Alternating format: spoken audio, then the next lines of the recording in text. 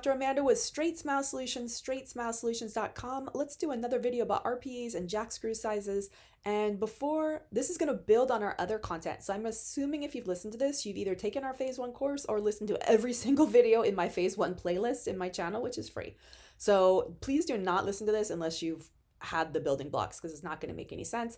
Please watch all the other content I have on RPEs. You can search by keyword, or on Jackscrews, again, search by keyword. So remember, you need to have your Jackscrew really close to the center of gravity, center of mass, of where the palatal suture splits. This is just basic physics, right?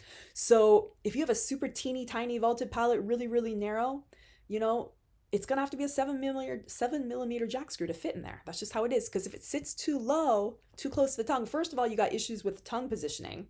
Second of all, you know, the tongue isn't swallowing properly.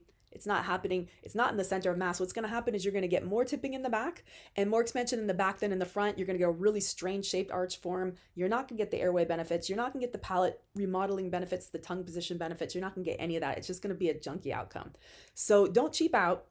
Make sure you communicate with your lab. Your lab should know this, but a lot of times labs, especially if they don't think you're an orthodontist, they think you're trying to be, you're going to get upset if you're going to have to do 2 sets. So look into my content on serial or sequential expansion. Listen to that as well. Again, this is covered in our courses as well.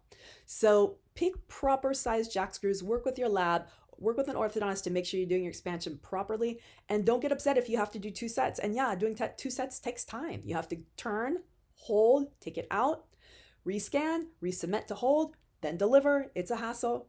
Which is why sometimes I now like IPE, because the IPE includes all the IPEs you need for the entire case. Whether you get the lost, they get broken, they fall out, they lose a tooth, you know, all the normal stuff where you might have to remake. If you need 2 sets because it's super narrow, it's all included.